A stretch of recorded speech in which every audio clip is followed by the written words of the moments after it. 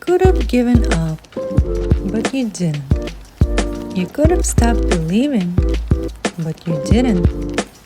You could have kept living their expectations, but you decided to make this life your own. And in turn, you're here. Hello, everyone. Today we're meeting Shannon Grissom. She is an award-winning artist, a television host and producer, and songwriter. Shannon, tell us, what else do you do? It's like a lot of them. Can't even remember. I love to create. I'm a writer. I'm a painter. Yeah, just Right. anything creative. I just love to do it. Yes. So she would like to share with us her story of becoming the person she is today. And I'd like to start our conversation with diving into your passions and how did you discover your own voice? How did it start for you? Let's see. Well, growing up, music was a big part of our family. And my mother was a music major and my dad exposed us to all kinds of music. And my sisters and I and our family, we would just go in the living room and jam and play together. And so it was always a very creative household. And our parents, they were great. They encouraged everything creative. And I can't, oh my God, all the things they let me do to decorate my room, I can't believe they'd let me do it. So I always had a creative interest, but then I started working, started going to college, and then I kind of let my dreams go. I was so busy earning a living and doing what I thought I should be doing. And I was miserable. I just wasn't doing very well. And so it wasn't until my, I would say early 30s that I saw this painting class and I thought, oh, I really, really want to do this. So I took this painting class and it was like, oh my God, that's what I want to do. And so I just decided that I was going to be an artist and I wasn't even very good. I just knew that that's what I wanted to do. I mean, I was just starting.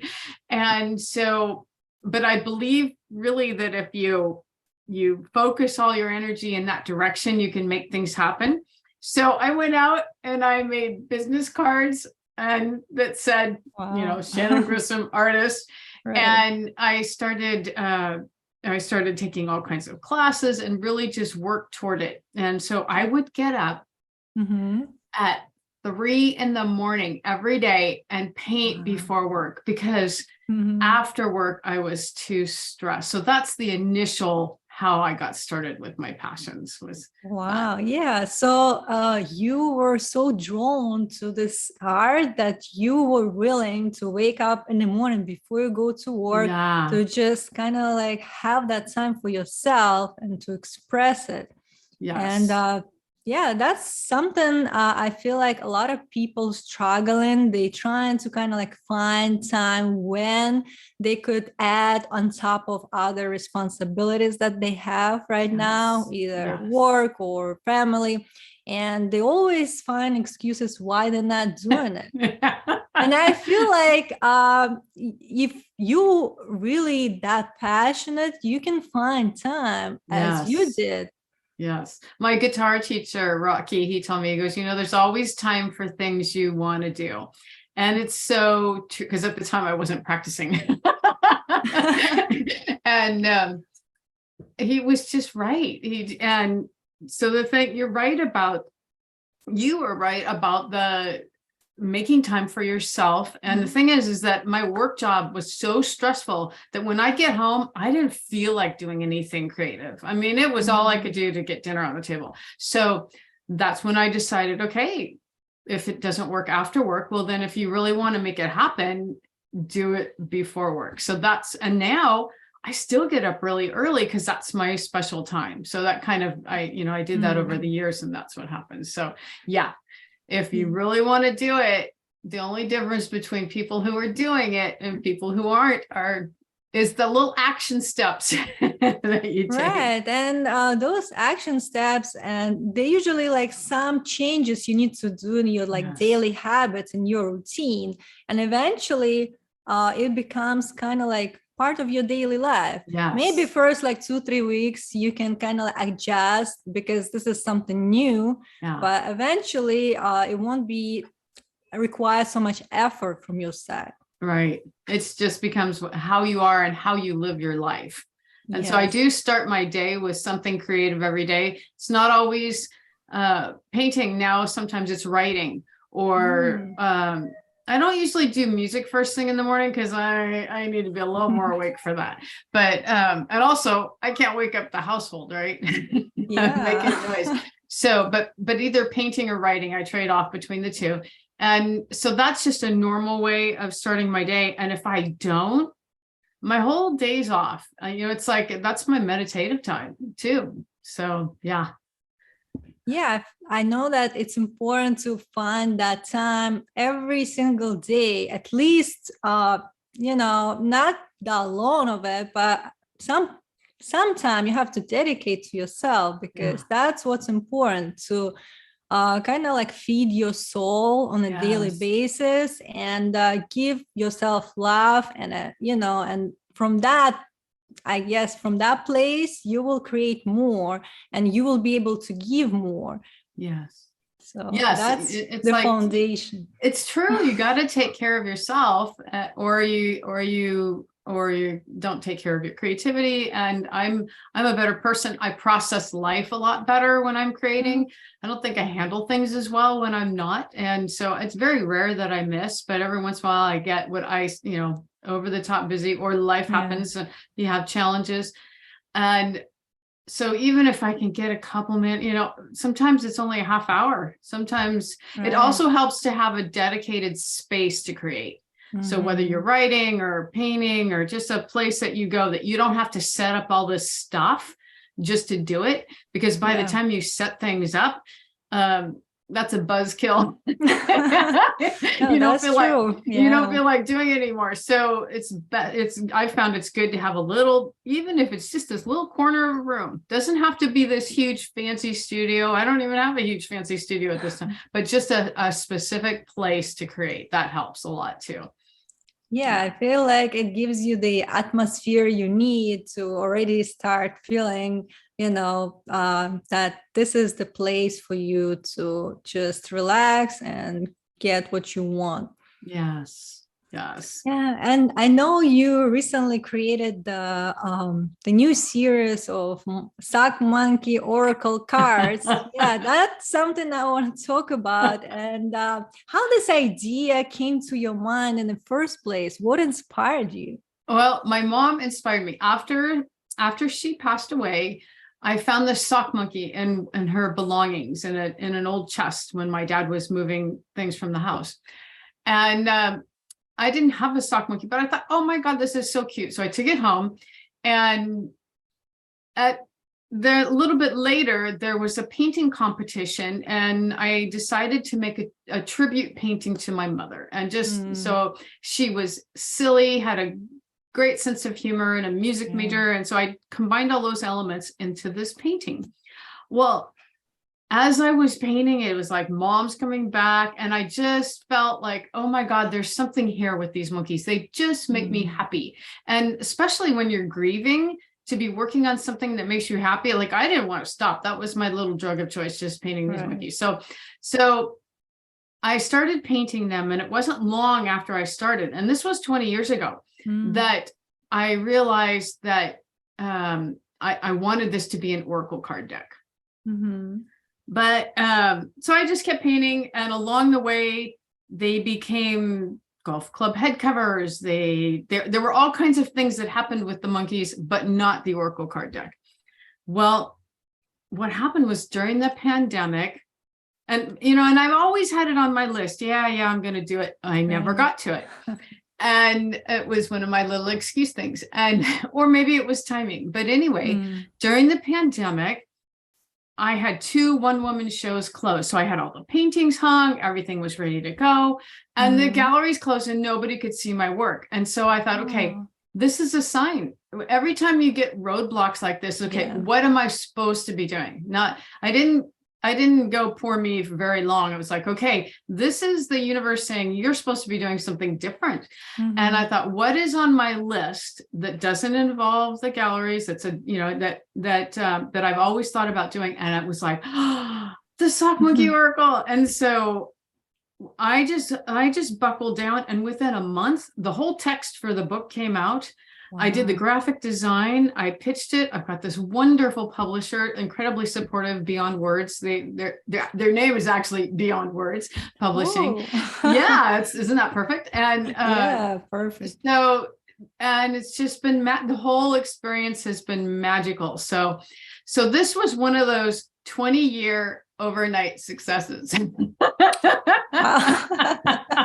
I think you were brewing that idea over years, and Yeah. then the time has come, and Yeah. that was everything just lined up in the perfect Yes. order for you, and you knew this is it. This was it, and that's all I did. And so yeah, they're just happy. It's a great tool for self-reflection, and it's kind of like taking your inner child on a play date. Oh wow. So how does it work? Okay, so there are a number of different spreads, but I'll go ahead and pull a card and show you. So basically what I do, there's the little cover of the book, and you can do a number of different things, but how I use them every day is it's a deck of cards. And I shuffle them and I go, okay. And I should say, hey, let's do it. Can I do a reading for you? Sure, let's do it. Okay. On air. Yes. Okay. So what does Anna need to hear today? What's the best message for her? I'm going to hold it to my heart. Send it. All right. Rock star. So you got the word rock star. And what this means is that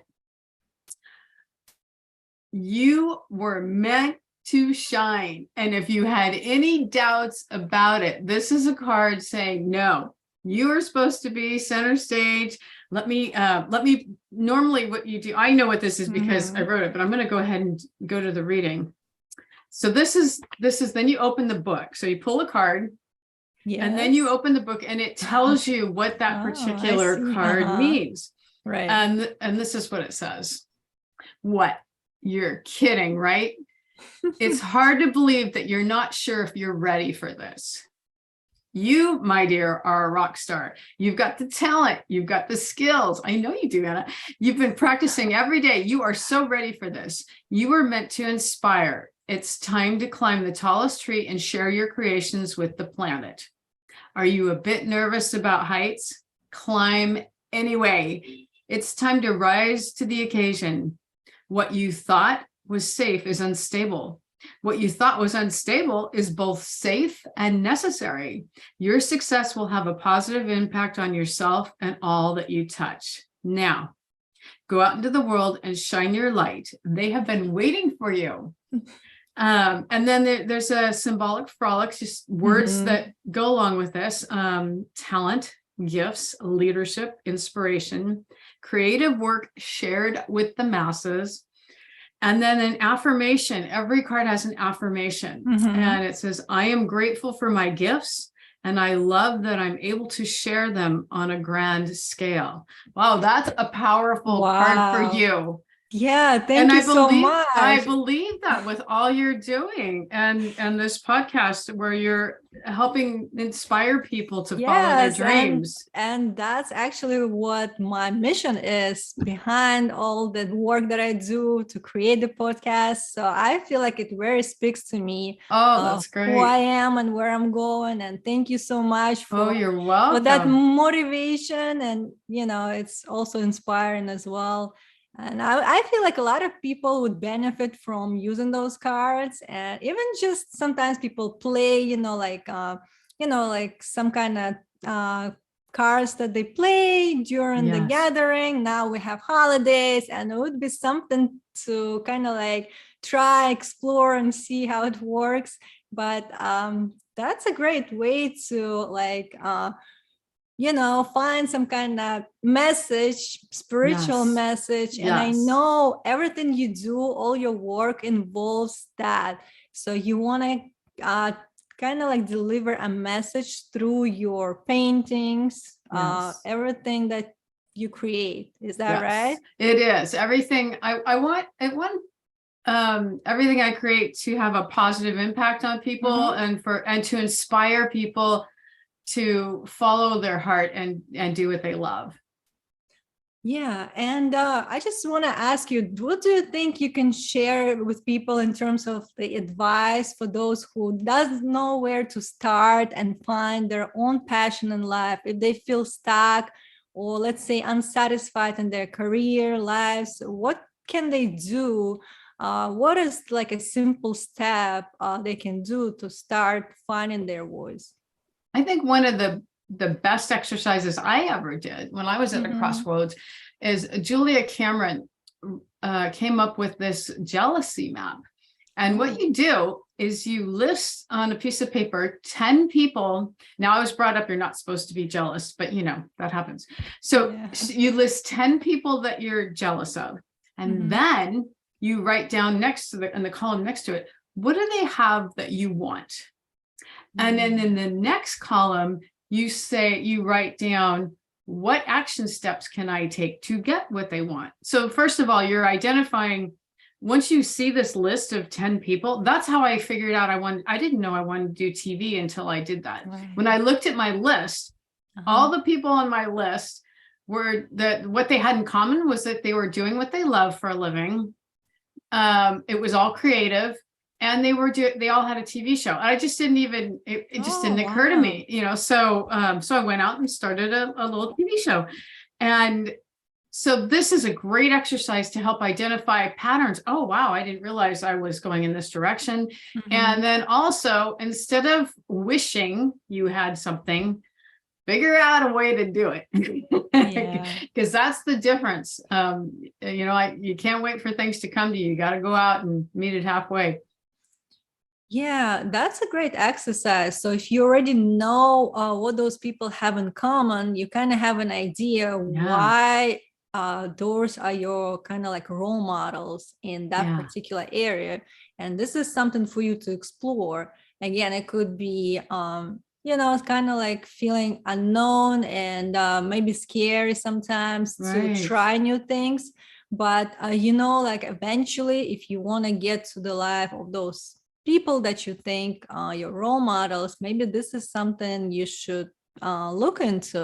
Yeah. And like you said, taking action steps, it's what separates people from those who are just dreamers and those who are achievers. Yes. So you need to have a plan how to get where you want to go. And it could be overwhelming, but you need to like break it down in simple steps and take Yes. one by one. And eventually, once you go to the direction of what you want, you will be supported, I would Yes. say, by Yes. other people or the universe, how you say it, right? But you will see help along the way because you're going to the right direction. Yes. I wholeheartedly believe that. Once I realized I wanted to do the TV show, they had a local television station that would Yeah. train you to do things. So I went down there and I took all the classes that they had. And then the crew was volunteer. And I had all kinds of help from, just amazing people on my crew that would help me do this show. And I really believe that once you make a decision to follow Mhm. your heart, then people are so willing to help you. It's just awesome. It's just making that Yeah. decision and getting out of, like, Right. for me, maybe getting out of my comfort zone, because I get a little Mhm. comfortable and I'm like, no, you got to do the little scary thing to move forward. Yeah, no, that's totally true. And we are one decision away, usually from where we need to go, but that takes courage Yes. sometimes. And like I said, to explore the unknown, to go to the direction that you never been before, could be scary. But Yes. as long as you are committed and you determine that this is something you want, you should try anyway. You should Yes. do it. And that's a great advice. And how about also some kind of tip for those who want to start, like painting, for example, or doing something artistic or creative, how they can tap into their potential of that direction? Maybe like some kind of exercise you can do, like, every day, and see if you have some kind of talent, and so you can explore more. Oh, I think everybody has talent. So it depends on what you're interested in. Some people like to draw, some people like to paint. Mhm. So I would say, first of all, just get on YouTube and look up how to paint, and you'll see all these different people come up. And then look at the paintings that you love. What paintings do you love that make you feel good? And then check out those teachers and say, okay, how are they doing it? And start looking at things there. And then really, I'm still taking classes. Mhm. There's no substitute for taking classes, and because you learn, and I get inspired by the teacher, I get inspired by the other students, so that inspiration helps build things too. So start surrounding yourself by other creative people, not by people who maybe don't think you can do it. Because there's always somebody like that out there. So find the people who are already doing it, or who are starting out like you. Surround yourself with like-minded people, and then hang out with them and create with them. That is the way to keep feeding your soul. Yeah, I think that's the great advice. And also, like, I feel like who you hanging out with, your crowd, will kind of like tell you something about yourself too. So you have to be aware that the people that we communicate and connect on daily basis affect our lives as well, and we should be careful to who we want to spend time with. And if that's something that would benefit you eventually, so we have to like think about. But thank you so much for sharing your wisdom and your thoughts. And I'm glad that we met today. It was a lot of interesting topics to discuss. And I'm glad that everybody listened to your advice, probably will benefit from it. And all the information I'll put in the notes of this episode. So thank you again, and thanks for day. having me. All right. Bye. I hope you enjoyed this episode, and if you did, hit the subscribe button and share it with others. Stay tuned.